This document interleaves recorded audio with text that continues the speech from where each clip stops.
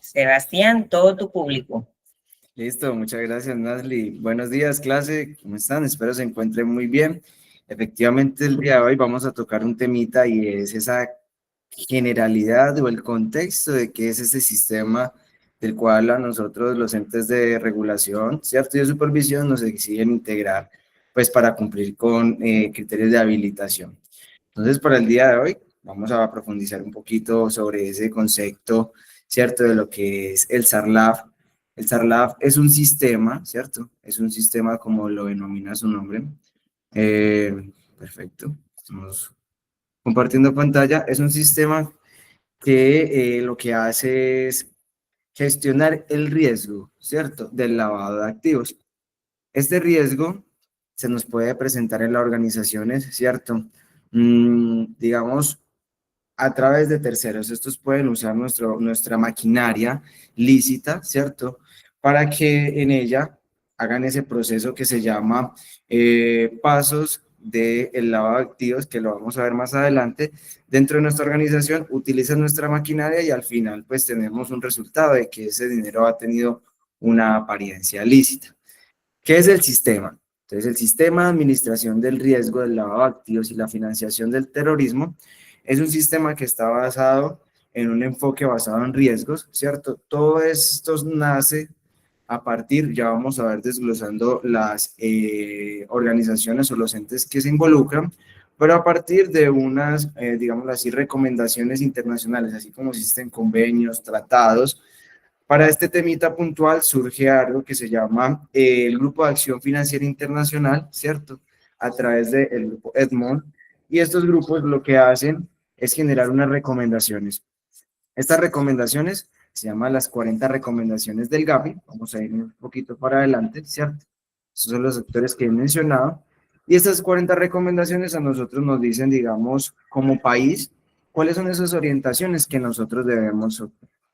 Esta es buena para ir echando como un ojito, un contexto, que a través de ella surgen las políticas, los procedimientos y en general lo que nosotros estamos haciendo. Entonces en ellas aparece pues temas del GAFILAD. El GAFILAD, a diferencia del GAFI, que es Grupo de Acción Financiera Internacional, el GAFILAD está enfocado para Latinoamérica, ¿cierto?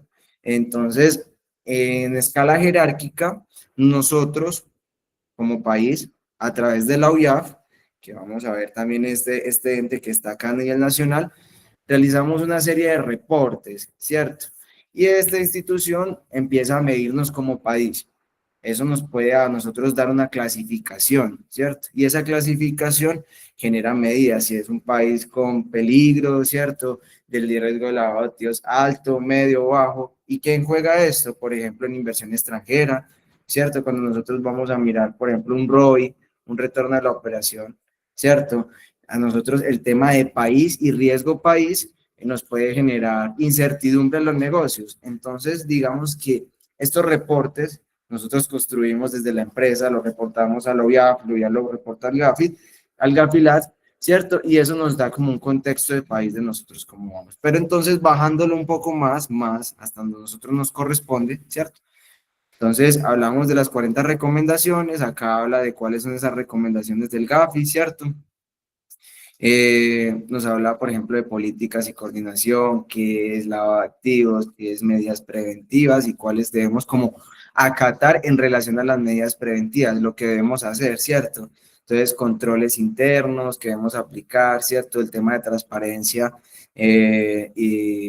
transparencia, sí, del accionar o de nuestro día a día en relación a este tema. Entonces, ¿cómo lo miramos? Inclusive, ahora se extendió este tema del SARLAF por una introducción o una publicación, ¿cierto? Una adopción de una resolución que nos habla de políticas de transparencia o estructura de transparencia. Entonces, mire que todo esto, claro, está ligado y va desprendiéndose de estas 40 recomendaciones. Les dejo el documento como memoria para que le puedan echar un ojito, ¿cierto? Esta es como la Carta Magna Internacional para la cual los países y las demás estructuras organizacionales, pues nos articulamos para darle cumplimiento a estas recomendaciones. Después de esta digamos, organización o en este mismo contexto internacional, ¿Quiénes más se involucran en el tema de lavado de activos? Las Naciones Unidas, ¿cierto?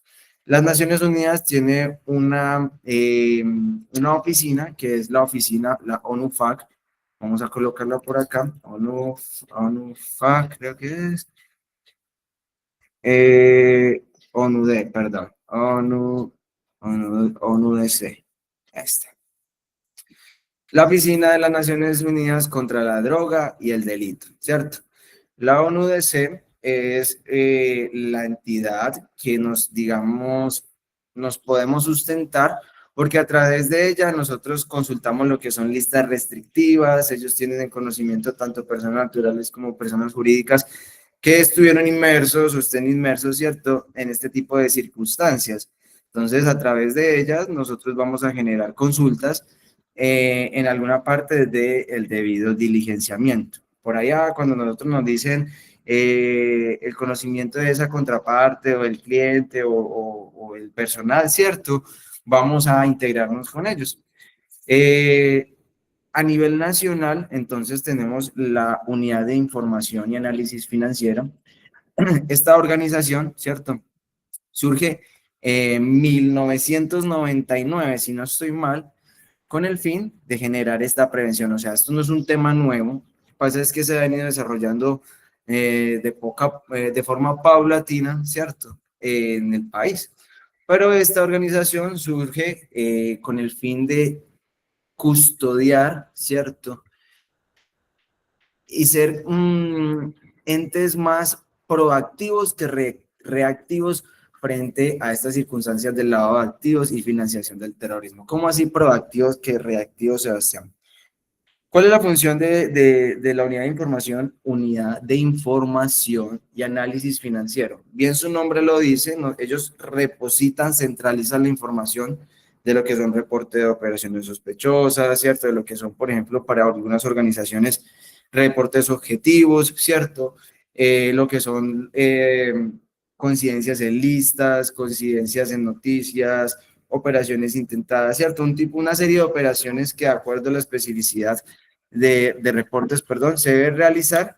Esa información se centraliza. Surge primero esta organización porque esa información tiene que tener una custodia de los datos de forma adecuada, como lo dice la norma, ¿cierto? Entonces, por ejemplo, una superintendencia de transporte no puede custodiar la información porque se sale de sus funciones. Entonces, esta organización que hace más o menos, como someramente sí, de fiscalía, porque ella no acusa, ¿cierto? Sino que tiene información privilegiada, reservada, que va a servir, ¿cierto?, como sustento ante eventos posiblemente jurídicos o judiciales que se puedan presentar. Pero entonces esta organización lo que hace es centralizar la información y, digamos, ir construyendo algo que se denomina patrones, ¿cierto? Que estos patrones se llaman tipologías, que es cómo se comportan las circunstancias, porque aquí nosotros somos, digamos, un poco de contrainteligencia. O sea, nosotros, o lo que hace esta organización es mirar el comportamiento, ¿cierto? La experiencia acerca de esos comportamientos y realizar acciones frente a esos comportamientos. Entonces, esa centralización de la información es importante para ello. Acá algo para que quede claro, ¿cierto? El oficial de cumplimiento, ya que hablé ahorita de procesos jurídicos, judiciales, el oficial de cumplimiento, a diferencia de un proceso de demanda, ¿cierto?, o de denuncia, este no tiene un carácter vinculante a los casos. ¿Por qué? Porque se procura preservar, ¿cierto?, la integridad del oficial de cumplimiento en estas situaciones. De igual forma, cuando las personas reportan dentro de la organización, esto puede ser reportes de carácter anónimo, ¿cierto? Y ya será el oficial de cumplimiento que entre a generar las investigaciones pertinentes. Bueno, entonces, para que tengamos un poco de contexto, en esta organización nosotros es que vamos a realizar los reportes, ¿cierto? ¿A través de qué plataforma? CIREL, Sistema de Reportes en Línea. Aquí a través de esto, con nuestro código, ¿cierto? Cuando vayamos a solicitar, todo lo que debemos hacer es solicitar el código de la organización, posteriormente solicitar el usuario está ligado al oficial de cumplimiento, ¿cierto? Y posteriormente, después de eso, podemos ingresar, está poquito lento el internet o la plataforma, no lo sé, pero ingresamos a Sirel y a través de él vamos a generar el tema pues, de reportes, perfecto, ahí está. Y todo lo que tenga que ver con este tema de gestión del sistema. Listo. Por otro lado, ¿cierto? Tenemos lo que son las superintendencias. Las superintendencias, las superintendencias son entidades que tienen funciones pues de ente regulador y vigilador, ¿cierto? Entonces, ellas son las que generalmente emiten actos administrativos, como lo son las resoluciones, la cual da lineamientos de procesos que debemos integrar, ¿cierto? De obligaciones o sencillamente, pues, otras circunstancias que se deseen comunicar y que se deban seguir.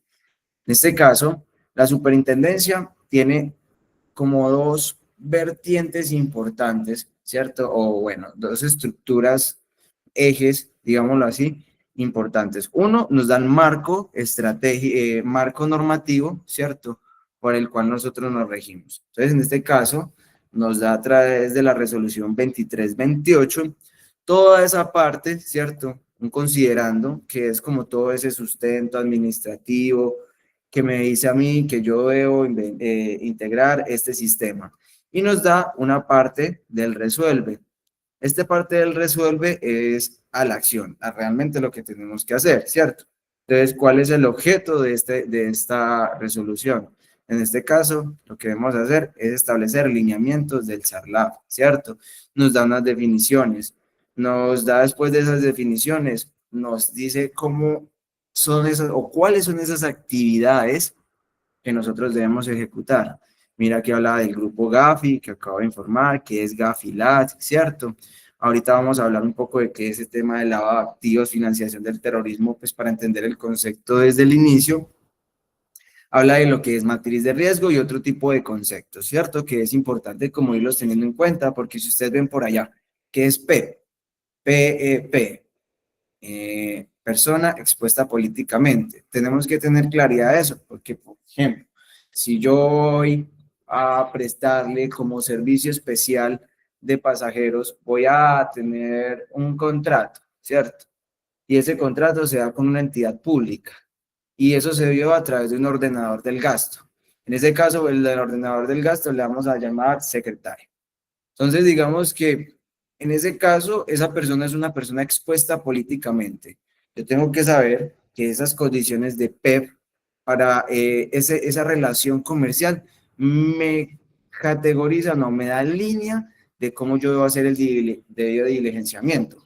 Por ejemplo, está debido diligenciamiento, eso más adelante lo vamos a ir tocando, lo van a ir viendo, ¿cierto? A través que pasen el curso, el diplomado. Ese debido diligenciamiento, ¿cierto? Se hace, digamos, de forma simplificada o intensificada. Y en este caso, para estas figuras, nosotros debemos hacer una debida diligencia intensificada, ¿cierto? O reforzada para esta figura.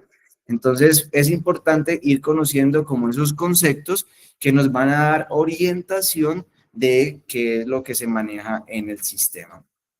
El fin es que nosotros, dentro de la organización, como oficiales de cumplimiento, como miembros activos de la organización, conozcamos qué es el lavado de activos y evitamos en la mayor proporción posible que nuestra organización se vea involucrada en este tipo de accionar. ¿Por qué? Porque esto es catastrófico. O sea, estos son riesgos que si se materializan, pueden detener la operación, puede cesar, ¿cierto?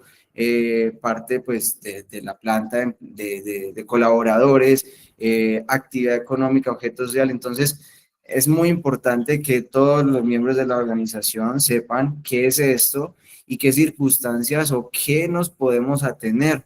Por ejemplo, con el solo hecho de que yo no hice la debida diligencia y contraté con una organización que está en la lista Clinton. Eso es muy, muy malo. ¿Por qué? Porque dentro de la investigación, dentro de las 40 recomendaciones del Gafi, por allá no recuerdo cuál es exactamente, pero nos habla de que el círculo primario de esa organización de esa organización que se ve involucrada en el lado de activos debe frenarse o se le debe congelar su aparato financiero. Entonces, imagínate, nosotros estábamos en relación comercial con esa organización, pues hombre, nos puede generar ese congelamiento. Sí, eso es muy mal para nuestra organización. Después entonces de los conceptos, vamos a hablar el ámbito de aplicación. Aquí nos dice para quién pues debemos aplicar esto. Este sistema aplica para todos los actores que están bajo la superintendencia de transporte, ¿cierto? Acá nos hablan de cuáles son esas empresas que están obligadas y posteriormente nos habla del contenido del SARLAF. Entonces, el SARLAF nos habla de ese diseño mínimo que nosotros debemos estructurar, que son unas políticas, que es un manual de procedimiento. ¿Qué dice el manual de procedimiento? Como esa estructura de lo que yo debo hacer, quién lo debe hacer, cuándo lo debe hacer, ¿cierto? Las políticas son como esos lineamientos, o sí, esos lineamientos que da la organización de qué se puede hacer y qué no se puede hacer, ¿cierto? Tenemos lo que es código de ética y conducta del SARLAF. Esto va muy alineado, ¿cierto?, con el tema de transparencia, que es la nueva norma, pero a su vez aquí se forma un documento del cual me dice cuáles son las conductas aceptadas, cuáles son las conductas que no son aceptadas, ¿cierto? Y toda esta estructura me la va definiendo. ¿Qué es lo que yo debo hacer en la estructura organizacional? ¿Cómo debo definir las funciones del oficial de cumplimiento? ¿Cuáles son esas obligaciones de cada uno de los actores, pues a nivel administrativo, operativo, de dirección, ¿cierto? O ejecutivo si lo hay. Y me va definiendo, ¿cierto? Entonces aquí me dice que el representante legal tiene de función revisar, el de el oficial de cumplimiento de proyectar, ¿cierto? Y el de junta de aceptar. Por ejemplo, esos roles que acabo de mencionar están aquí escritos y es, por ejemplo, para la aprobación del diseño, que es todo lo que acabo de mencionar. Manuales, políticas, ¿cierto? Todo eso ir aprobado y debe ir en ese orden. El oficial proyecta, o sea, él es el que debería dar como la pauta, el gerente o el representante legal dice, está bien, está mal, corregimos, y la máximo órgano social nos va a decir, listo, está aprobado, se integra el diseño dentro de la organización. Todo esto a través de un documento que se llama actas de juntas, ¿cierto? Después de las funciones, ¿cierto? Inclusive nos habla de revisor fiscal. Hay organizaciones que no tienen revisor fiscal, en este caso las que haga de sus veces, ¿cierto? ¿Cuál es el fin del revisor fiscal? Que el revisor fiscal, una de sus funciones por allá, que lo da la norma, habla del tema del SARLAF, ¿cierto? De supervisar. Entonces, ahí es donde se articula. Pero en este caso, si no tenemos revisor fiscal, ese informe que nos va a dar este ente o este actor, lo puede hacer a través, digamos, del contador de la organización junto con el oficial de cumplimiento. El tema de auditorías que debemos hacer, cuál es el perfil del oficial de cumplimiento. Entonces acá nos dan como esa categoría que debe cumplir, el año de experiencia, lo mínimo de educación que debe tener, todos los certificados que debe contar, cuál es como el máximo de empresas en las que puedes estar, o sí, de acuerdo a el tipo de habilitado, que es estos dos últimos numerales que nos hablan, ¿cierto? Y nos habla entonces del tema de las etapas del SARLAF. Entonces, arriba nos habló del diseño, cómo lo hacemos, cómo lo estructuramos, todo eso es transferencia de conocimiento, ¿cierto? Todo eso es lo que nosotros vamos a cargar en la plataforma, porque ante los ojos, ese es el diseño, listo. Si nos hacen una auditoría, bueno, ese diseño tiene que estar ejecutado a través de las acciones, ¿cierto? A través de ese consulta de antecedentes, un repositorio de gestión documental del SARLAF, donde sea administrado solamente por el oficial de cumplimiento. Justo ayer estaba leyendo algo que se llama el modelo de seguridad de la información, ¿cierto? Y este modelo surge a través de una resolución de transparencia. Nos habla de la importancia de cómo custodiamos nosotros la información. Y me ponía a pensar, decía, por ejemplo, la información del oficial de cumplimiento, muchas veces está en una carpeta, en la nube, donde todo el mundo puede acceder.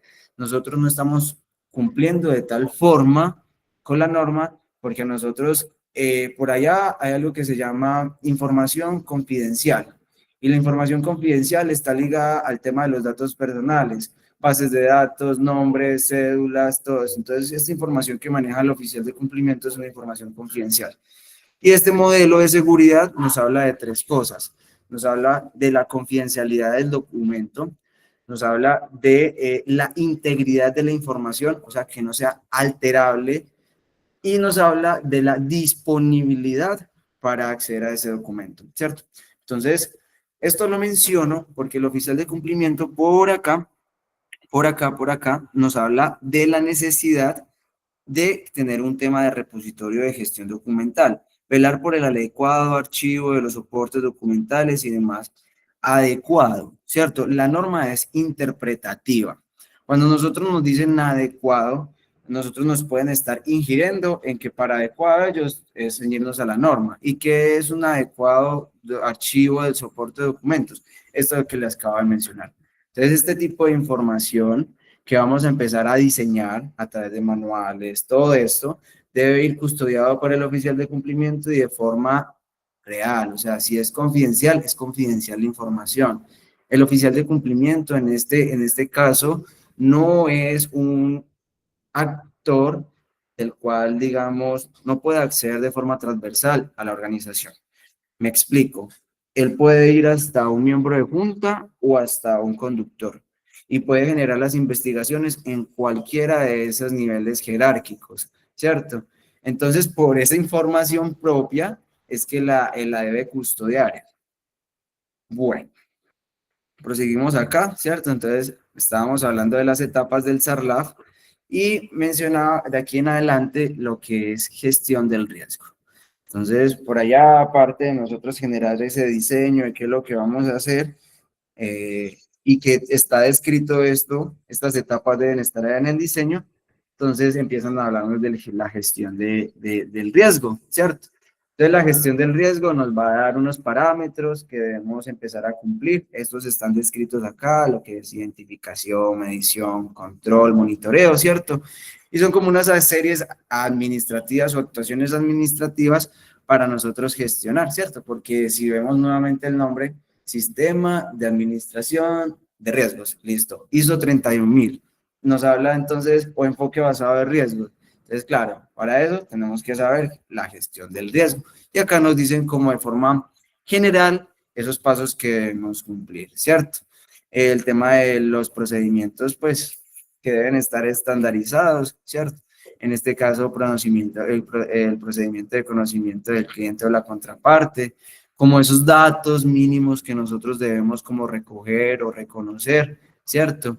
Nos hacen la diferencia entre si es una persona jurídica, que sería una organización, ¿cierto? Una persona natural. Procedimiento de debida diligencia, ¿cierto? Cómo hacer ese tema de la identificación de la contraparte, verificación de la identidad con los documentos, los antecedentes, ¿cierto? Es como esos paso a paso que nosotros debemos ir siguiendo. Hablaba de la debida diligencia intensificada, ahorita lo mencionamos un poco cuando son personas expuestas políticamente, ¿cierto? Acá la norma nos los está mencionando. Y otro tipo de actores a los cuales nosotros, digamos, en un perfilamiento de esa contraparte nos dé perfiles de riesgo considerables de las cuales nosotros debamos hacerle debida diligencia intensificada. Documentación pues del SARLAF, la divulgación y capacitación, nos dice pues que cada mínimo, cada año debe tener nosotros dentro de la organización plan de capacitaciones, una vez al año el tema, ¿cierto? Esta temática debe abordarla a todos los miembros de la organización, empleados, colaboradores, accionistas, así como contrapartes, o sea, esto permea todo, ¿cierto? Y la infraestructura tecnológica pues que ellos sugieren implementar, ¿cierto? Una infraestructura tecnológica puede ser desde una matriz de Excel con un cuadro de mando e interpretación de datos hasta un SAP, un ERP, ¿cierto? Pueden utilizar las herramientas que dispongan de la organización. Y nos habla del tema de esos tipos de reportes. Cuando hablábamos ahorita de la OIAF, qué podemos hacer y que nos metemos aquí en el CIREL, entonces acá nos dice, ese reporte de operación sospechosa, ¿cierto? ¿Qué es? ¿Cómo debemos hacerlo, cierto? cada cuánto debemos hacerlo. El reporte de los objetivos para algunas organizaciones o algunos actores, como por ejemplo transporte de carga, que ellos tienen que generar algo que se llama transacción múltiple de carga. Es un reporte típico para ellos, objetivos, pero por ejemplo para las empresas de transporte de valores, que no recuerdo cómo es el reporte en su nombre, también está dentro de la categoría de reportes objetivos. Entonces digamos que es importante por ahora para los actores del sector transporte. Tenemos incidencia en el reporte de operación sospechosa, a excepción de la de carga. ¿Listo? ¿Qué debemos hacer? ¿Cuándo debemos reportar? ¿Cierto? Plazos de implementación, que inclusive pues esto fue ampliado y lo hizo a través de otra resolución. Y nos habla entonces de que nosotros debemos alimentar otra plataforma. Cuando les estaba explicando ahorita acá, ¿cierto? Que la superintendencia tiene como esos dos ejes importantes. Les mencioné uno, el marco normativo. Entonces, claro, a partir de ella nos dice, usted tiene que hacer esto en este tiempo y estas personas. Pero también nos dispone las herramientas o una herramienta para que nosotros hagamos el debido proceso de reporte. ¿Por qué? Porque esto pues tiene que quedar soportado. Entonces, en una primera instancia o actualmente se está operando con dos tipos de plataforma, dos versiones, ¿cierto? El Vigía es el Sistema Nacional de Supervisión al Transporte y este tiene dos componentes, perdón, tiene dos versiones. Tiene Vigía 1, que en este caso está habilitado ya para prácticamente todos los actores, ¿cierto? En él tenemos un componente que es el CIPLAF, ¿cierto? Que es como el SARLAF chiquito para las empresas de transporte de carga, ¿cierto? Y en él generamos, digamos, lo que es el cargue del diseño, quién es el oficial de cumplimiento, si tiene idoneidad, ¿cierto? Entonces acá pues vamos a cargar el certificado de la OIAP, vamos a cargar este tipo de documentos y vamos a generar lo que es el registro de información como son fechas. Ojo, escuchen un momento, esto es una claridad porque esto es una migración del sistema CIPLAF al SARLAF. Que nosotros tengamos que hacerlo en estos momentos, yo soy un CIA y tengo que ir a hacerlo, no. El CIA, ¿cierto? O estos actores que a partir de la 23-28 empiezan a ser obligados, ya no van a utilizar el vigía número 1 para reportar al sistema, ¿cierto? Sino que van a utilizar el vigía número 2.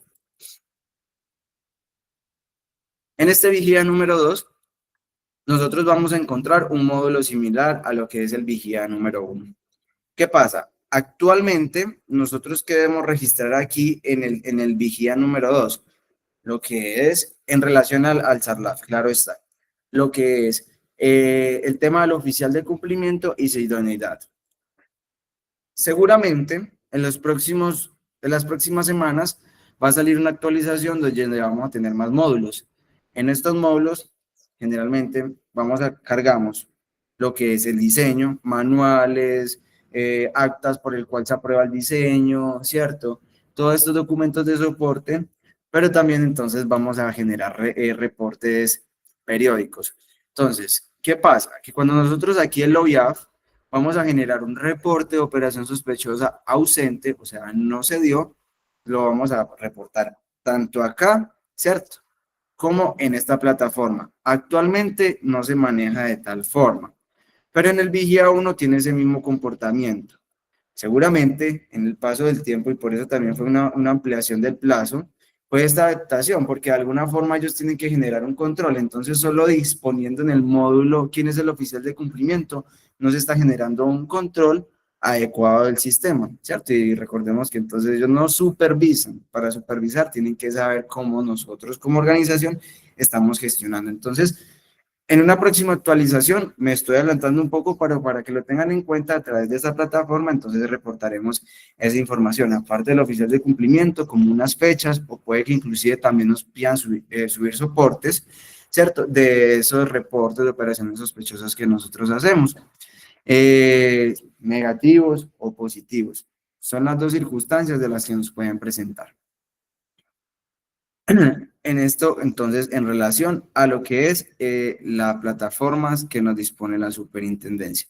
El rol de fiscalía, ¿cuándo entra? Cuando efectivamente se confirmó o hay un proceso judicial, se detuvo, no sé, en una auditoría, ¿cierto? Una auditoría de externa o el ente supervisor encontró que la información, por ejemplo, estaba viciada, no corresponde y hay indicios de operaciones sospechosas, entonces eso abre abre un proceso junto con la fiscalía, que es un ente acusador en este caso. ¿Qué pasa? ¿Qué es lo que nosotros tenemos que hacer? Muy bien las cosas. Pero mentira, a ver, lo que hoy es que en nuestro accionar, si nosotros hacemos la vía de diligencia, el conocimiento de la contraparte, la gestión del riesgo, y puede que se nos materialice el riesgo, porque es que el riesgo es muy difícil que desaparezca, a no ser de que cancelemos el contrato, no nos presentemos o lo traslademos, ¿cierto? Pero el riesgo generalmente minoriza, se mitiga. Pero este sustento a través de nuestro accionar, de nuestras actividades, puede ser el seguro de salida para la organización, porque a nosotros nos pueden utilizar, ¿cierto? Y no nos damos cuenta, lamentablemente. Por eso es que esto es de contrainteligencia. Y cuando eso pase, no, venga, pues que aquí sí se hizo el proceso de diligencia, se consultó antecedentes, tiene el proceso de formato, no sé, conocimiento, ¿cierto? La gestión del riesgo, tenemos controles, los verificamos constantemente, la matriz de riesgo está estructurada, ¿cierto? Le hacemos seguimiento de control, monitoreo a través de indicadores. Entonces, si nosotros demostramos también que como organización nosotros no pecamos por omisión, sino que definitivamente fue algo que se nos materializó, aún aplicando todas las medidas, pues puede ser como ese sustento de nuestra organización, salir invicta de estas circunstancias. Entonces es importante que desde un momento tengamos en la mente empezar a hacer este proceso de la mejor manera, ¿cierto? Hay organizaciones que inician muy juiciosos y por allá atrás del tiempo vuelvo y me las encuentro y ya los reportes no se hacen en los tiempos que son, o ya los reportes por allá de varios trimestres sin realizarlos, ¿cierto? Entonces,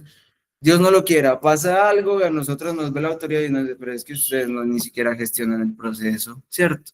Entonces, nos vamos colgando para tener en cuenta. Y ya nosotros como último actor, es el actor pues privado, ¿cierto?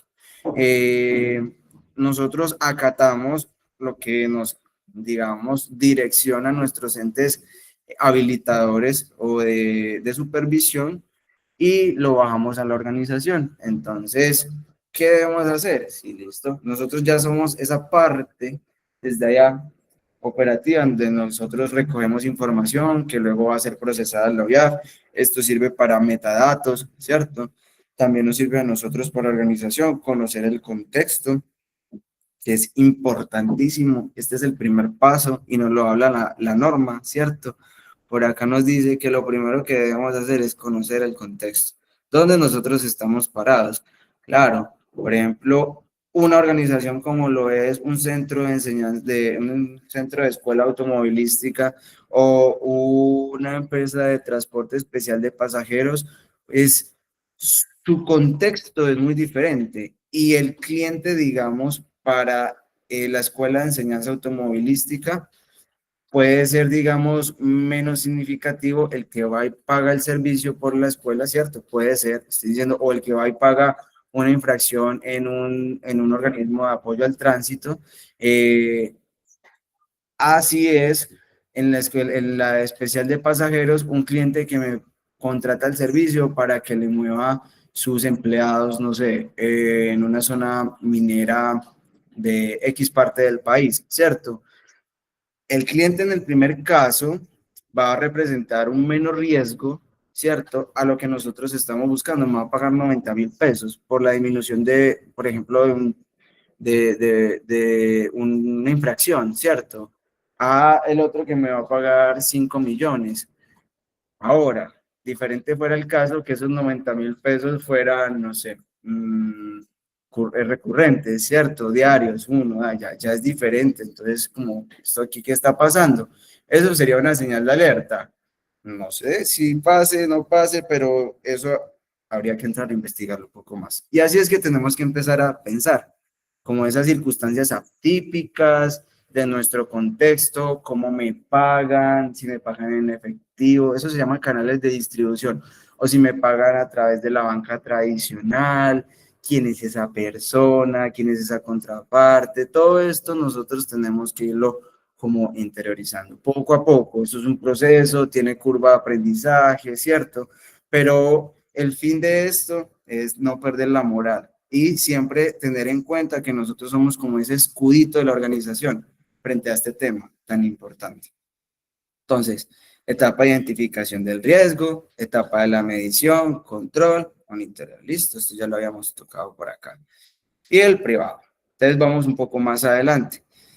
Antes de esto, aquí está.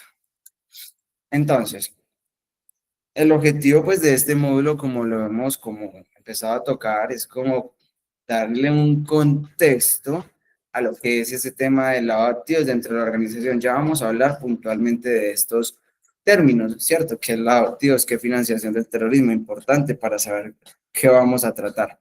Y qué repercusiones tiene dentro de nosotros como personas jurídicas en el contexto, ¿cierto?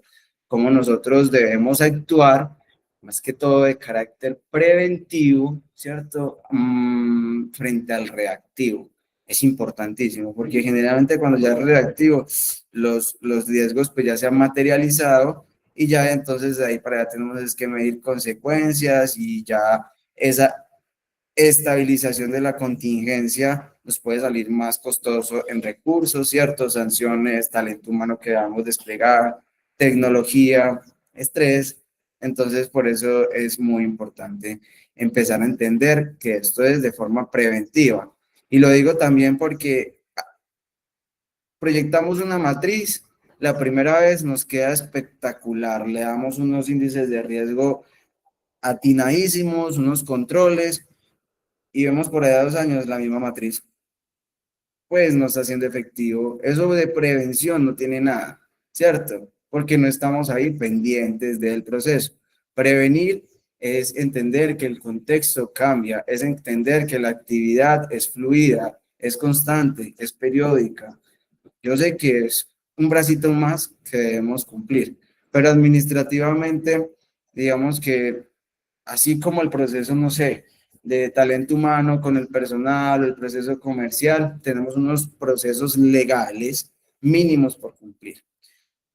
Para entender entonces un poco más de esos conceptos, entonces el lavado de activos, digamos que es ese medio o esa forma por a través de esos actores de origen ilícito, ¿cierto? Mm, pretenden utilizar el sistema tradicional o los medios lícitos para que al final del proceso ese dinero que se ha obtenido, ¿cierto? Eso tiene orígenes de recursos del lado de activos que se ha obtenido a través de contrabando, que se ha obtenido a través de trata de blancas, que se ha obtenido a través de narcotráfico, que se ha obtenido a través de minería ilegal, ¿cierto? Todas estas formas de hacer dinero de forma ilícita, entonces son el origen de este lavado de activos. Entonces utilizan organizaciones como nosotros, ¿cierto? Para que a través de la prestación de un servicio, de la contratación, sí, sí, de la prestación de un servicio o, sí, o inclusive no la contratación, sino la adhesión, por ejemplo, cuando hablamos un poco administrativamente de joint ventures, que es esa adhesión entre organizaciones y crean una organización, eh, cómo esto nos puede traducir, ¿cierto? Es el lado de activos y al final, pues, el dinero cambia su apariencia, ya está dentro del sistema y está con apariencia lícita. Entonces, el lado de activos está tipificado en el Código Penal, ¿cierto? En su artículo 323 y nos habla, óigase bien, entonces, esto es lo que no podemos hacer de ninguna forma.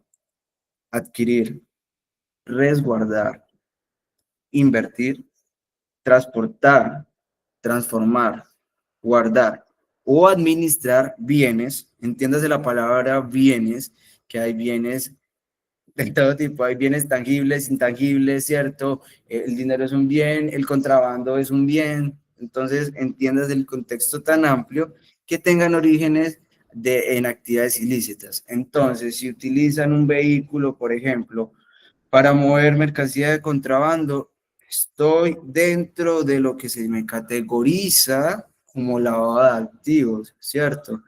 Si estoy dentro de un proceso eh, que, por ejemplo, me pagan a mí como escuela, no, organismo del tránsito, ¿cierto? Como para que dé unas capacitaciones. Y esas capacitaciones, digamos, sí, se dan, pero ese origen de ese dinero no le hacemos un debido seguimiento, me pagan en efectivo, esas capacitaciones es una organización y esa organización por allá vimos que en su objeto social no es lo que corresponde, lo que está. Entonces empezamos a ver como estas circunstancias y eso habla de transformar, eh, digamos, esos bienes, porque estamos recibiendo ese recurso y lo estamos transformando en un bien tangible, puede ser material, pero aún así se está ingresando al modelo, ¿cierto? Ese dinero, y nosotros entonces estamos dentro de esa cadena. Entonces es importante por eso nosotros tener siempre esa barrera para con todas esas organizaciones o personas naturales. Ahora, a diferencia de la financiación del terrorismo, la financiación del terrorismo, sus orígenes de los recursos pueden ser ilícitos, ¿cierto? Una organización legalmente constituida puede apalancar la financiación del terrorismo. ¿Por qué? Porque es que el objetivo del lavado de activos es un beneficio propio, mientras que el objetivo de la financiación del terrorismo generalmente es un movimiento social, ¿cierto? Algo de política, algo de contexto, sí, eso tiene un nombre, se me escapa en estos momentos, vamos a ver si lo tengo por acá, ¿cierto? Sí, ideológico, de tipo ideológico. Ya ahorita vamos a ver un comparativo de ello. Entonces se entiende que la financiación del terrorismo, ojo, se castiga, lo dice también el Código Penal, ¿cierto? A que cualquier persona que forme, financie, provea o recolecte fondos con el propósito de que se utilicen en la comisión de actos terroristas. Entonces, si yo, digamos, presto un servicio a una organización y esta organización está en una zona, ¿cierto?, de alteración de orden público con grupos al margen de la ley, por ejemplo. ¿Qué me traduce esto? Que en esta zona puede que organizaciones con apariencia lícita pues estén, digamos, conformadas por esas organizaciones ilícitas. Si yo transo, ¿cierto? O presto el servicio a esa organización con apariencia lícita, por eso es tan importante ese conocimiento de la contraparte, y esa organización pertenece al grupo al margen de la ley con fines terroristas, yo estoy, según la norma, ¿cierto?, financiando el terrorismo de forma indirecta, pero lo estoy financiando. Entonces, dimensionen las proporciones de este sistema y cómo es tan fácil que nosotros podamos vernos inmersos en estas circunstancias, ¿cierto? Por eso es importante la apropiación, por eso es importante la ética, la moral, porque aquí no va solo lo técnico. Se van a ir dando cuenta algunas organizaciones que lo que es el carácter, la moral, lo que es la estructura del ser humano es importante también acá resaltarlo.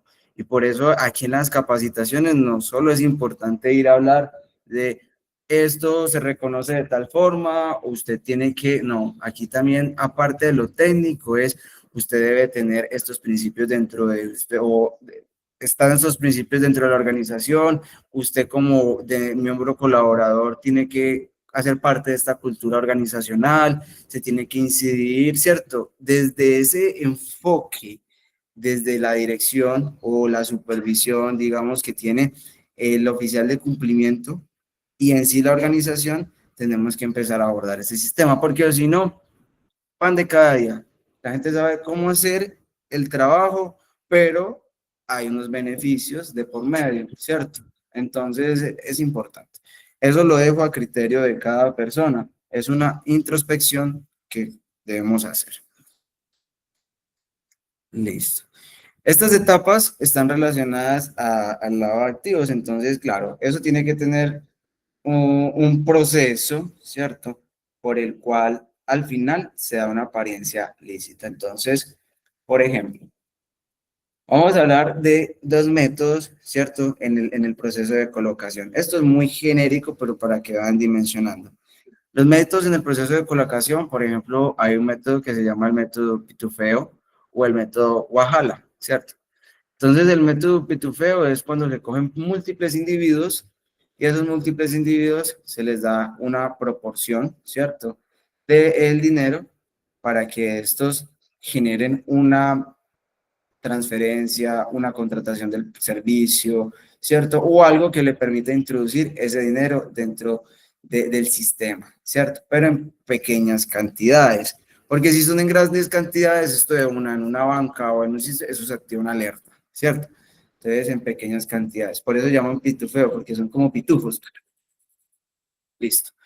Posteriormente, se hacen movimientos, ¿cierto?, complejos para ocultar el rastro. Entonces, se hacen la prestación del servicio, se contratan servicios, se compran productos, ¿cierto? No sé, sí, un producto a través de estos métodos. Y posteriormente, con la prestación del servicio, ¿cierto? Ya hay una integración, ya hay una reintroducción de ese dinero. ¿Por qué? Porque, por ejemplo, acá también es importante la moral.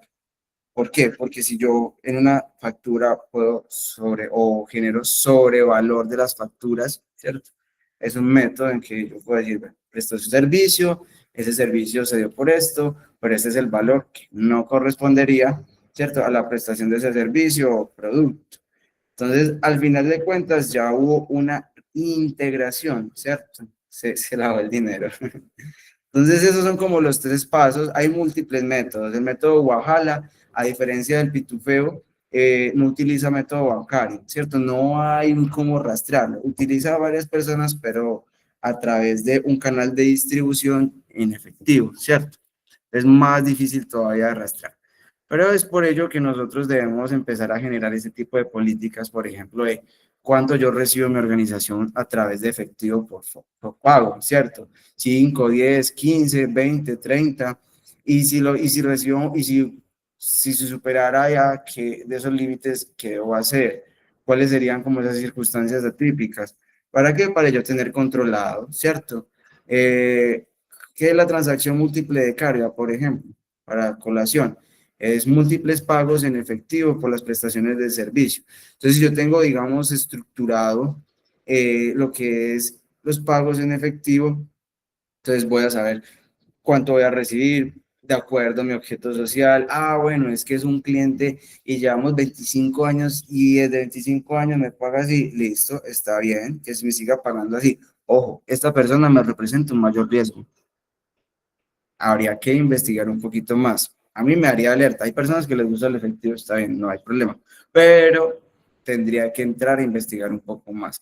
Nosotros tenemos que volvernos un poco aviones con esas circunstancias atípicas. O sea, ¿qué es lo típico? Que me paguen de tal forma, ¿cierto? ¿Qué es lo atípico? Bueno, el contrario. O esos cambios de comportamiento, ¿cierto? O que si me va a contratar esta organización que corresponda a su objeto social, por allá en la vía de diligencia, esa declaración de orígenes de recursos o de bienes que sea coherente. ¿Cómo la verifico yo? Yo puedo ir a verificar el RUT, puedo conversar con el entorno comercial, lo conocen, no lo conocen, ¿cierto? Y eso a mí me empieza a dar como un perfilamiento, un conocimiento. Cuando yo conozco lo normal, puedo decir que se sale o se desencaja de ese patrones típicos que se siguen. Y ya esto es entonces un paralelo, ¿cierto?, que nosotros tenemos entre el lavado de activos y la financiación del terrorismo. Esto digamos que lo hemos ido tocando, lo que es el origen, ¿cierto?, de dónde provienen, cuál es la finalidad, ¿cierto? La naturaleza, económico y patrimonial, ¿cierto? Esto es más individual, político, ideológico, más de masa, y esto nos genera como ese paralelo. Entonces nosotros como organización tenemos que blindarnos contra ello. Realmente, el SARLAF, el nombre completo, ¿cierto?, que se utiliza es Sistema de Administración de Riesgos contra el Lavado de Activos, la financiación del terrorismo y la proliferación de armas de destrucción masiva. Se omite un poco, sin embargo, yo considero tener en cuenta, y más ahora por estos momentos geopolíticos, si nosotros no tenemos esas circunstancias, pero por ejemplo, donde hubiera una planta acá nuclear, para que lo vayan dimensionando, y esa planta, no sé, empieza a contratar servicios para mover sus materias primas, ¿cierto? Y el fin de esa planta va a ser construcción de armamento. Eso es proliferación de armas de destrucción masiva. Nosotros pudiésemos prestar el servicio de tal forma, ¿cierto? Para tener en cuenta. Pero lo que nos compete, o sea, en nuestro contexto actual, la financiación del terrorismo es una circunstancia que nos podemos encontrar muy frecuente. Entonces, hasta acá, digamos que ya hemos abordado la temática. Yo quiero escucharlos un poco, preguntas, dudas, inquietudes, ¿no entendieron?